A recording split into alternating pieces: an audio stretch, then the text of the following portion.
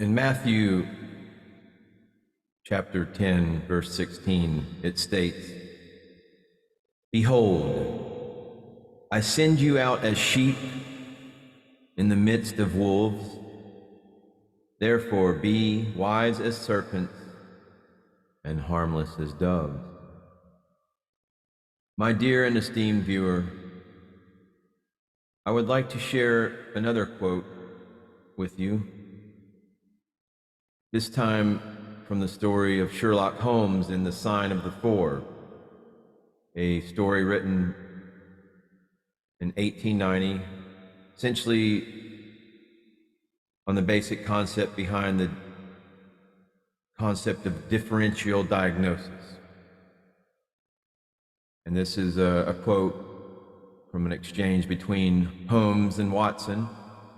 And I share the quote now. It says, "How often have I said to you that when you have eliminated the impossible, whatever remains, however improbable, must be the truth?" And that was a quote from Sherlock Holmes. That's essentially Occam's razor. And I'd like to remind you, my dear and esteemed viewer, if this is a topic that you perhaps are unfamiliar with, that Sherlock Holmes and House, the TV series House, MD, Gregory House character, essentially is inspired, if not an approximation, a extrapolation, but essentially Gregory House and House MD, that series, that medical drama, was Sherlock Holmes. Okay, the name House is a play on Holmes. And I'd like to share a scene from that medical drama that I feel is poignant, and I feel that it is a most opportune moment to reconsider appearances and to always employ deductive reasoning, Occam's razor, all of these high-minded examples of just how efficient the human mind can operate. But this scene in particular, I feel is relevant because of appearances and how people sometimes, based simply on appearances, all that glitters is not gold, essentially. So anyway, rather than me ramble on, let me share the scene first, and then perhaps I can make some kind of relevant sense of where I was going with that. So let's get this.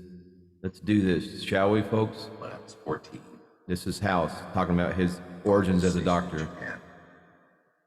I went rock climbing with this kid from school. He fell, got injured, and I had to bring him to the hospital.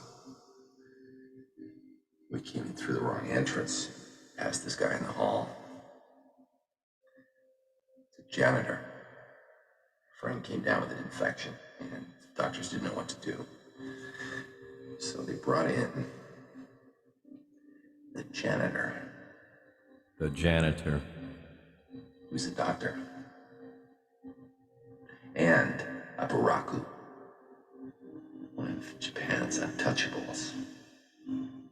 Ancestors, slaughterers, grave diggers. This guy knew that he wasn't accepted by the staff, didn't even try. He didn't dress well.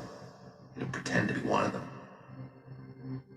The people around that place, I didn't think that he had anything they wanted. Except when they needed him. because he was right, which meant that nothing else mattered. They had to listen to him.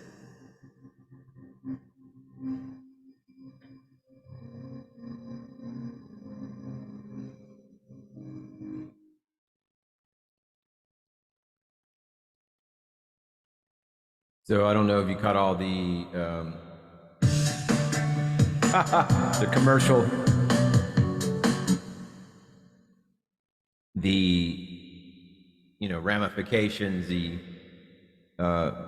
point, the essence of what that story involved. But essentially, the janitor saved House's friend's life, and the janitor was because of his social standing, I guess like similar caste system to what India has.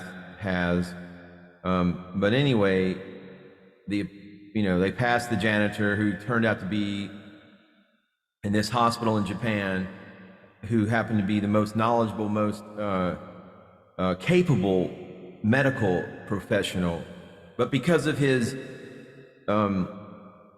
social particulars, was relegated to being a janitor.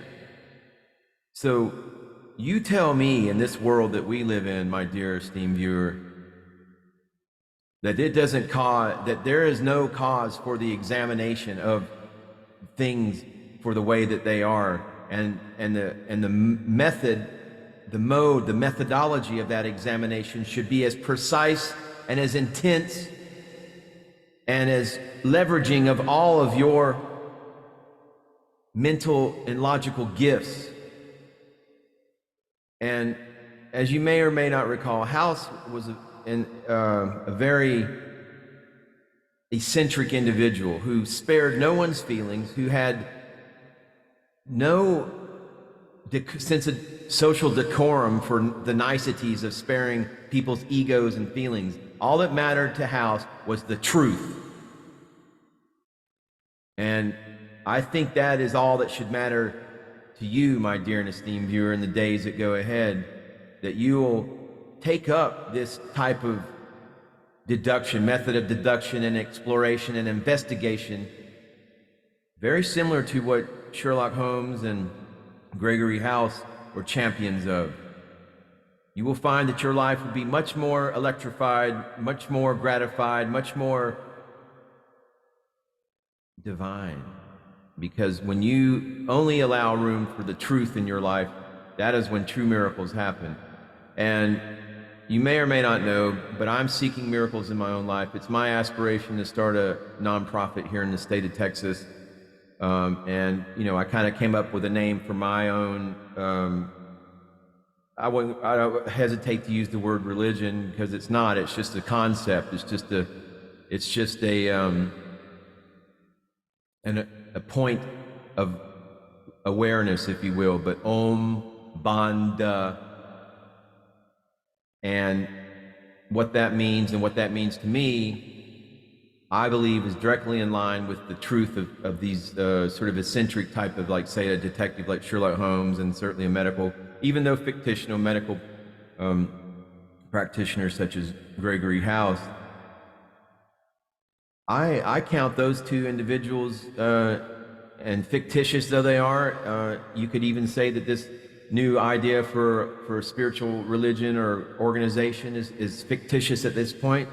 So therefore, in the end, it really doesn't matter. We're all just a bunch of fictitious Looney Tunes with our imaginations. But within that imagination reigns the spirit of truth and deductive logic and reasoning. And I hereby proclaim Dr. Gregory House and Sherlock Holmes as patron saints of Om Banda. Namaste. Namaskaram.